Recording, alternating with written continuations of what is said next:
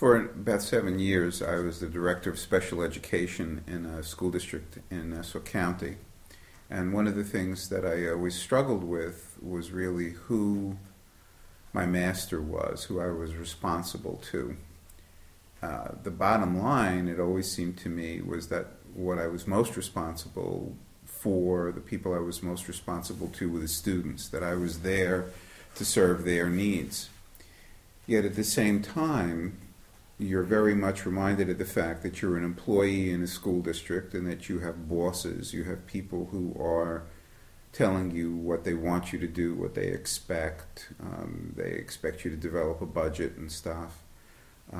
There's a board of education that can disagree with your conclusions. You also have the state and, to a lesser degree in the background, federal authorities basically saying that they want you to follow particular guidelines, that you need to do it the right way. And the issue really involved whether or not you classified students as needing special education. There are legal guidelines. Many of the guidelines are fuzzy, but there are guidelines nonetheless that describe what a learning disability is or what mental retardation is. And what I often encountered was the fact that the guidelines themselves were often subject to debate, whether a particular student met them or not. But the particular ethical issue that I was facing, and I faced it more than once, but I'll give just one example, is what to classify a student. A student was only going to get special education if they were found eligible, if they were seen as meeting the criteria for a particular disability. And what happened in one particular case was that the student was born with cerebral palsy. It was a mild case. But that was her underlying issue. And in early elementary school, she had some physical needs, and she got special education, and she was classified, I think, as orthopedically impaired or other health impaired. And she got services accordingly. As she got older, her emotional concerns became more and more pronounced, to the point that she was getting depressed. She was reluctant to come to school. Her emotional well-being was affecting her. We got together, and a number of interventions had been tried, and none of them were particularly successful.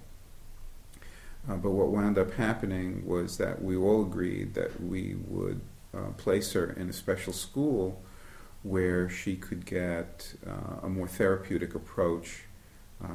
She was having a hard time fitting in and really dealing with her own physical limitations.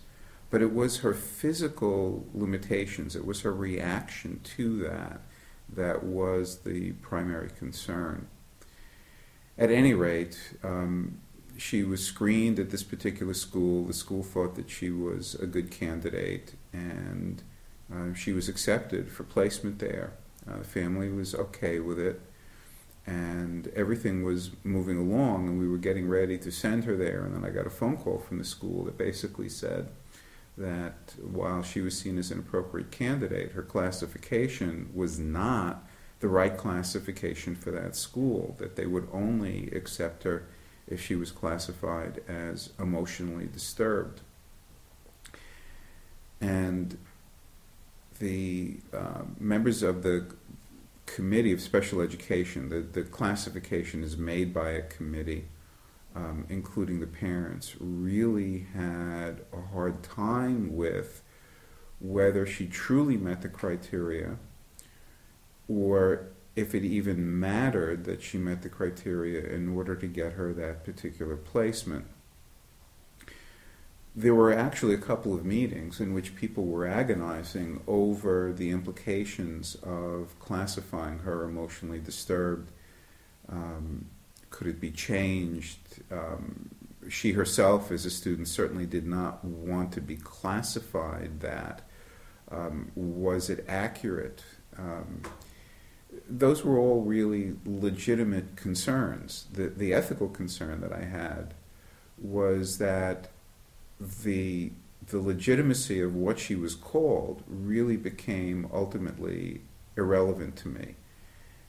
My feeling was that if this was the right placement for her, then we would call her what we needed to. And I was feeling that at one level I was not adhering to what the regulations were calling for, or I was really disregarding them. I was taking a very pragmatic approach, but calling somebody emotionally disturbed has a lot of implications, and the student and her family were feeling that. In the end, they went along with the classification so that she could be placed at this particular school.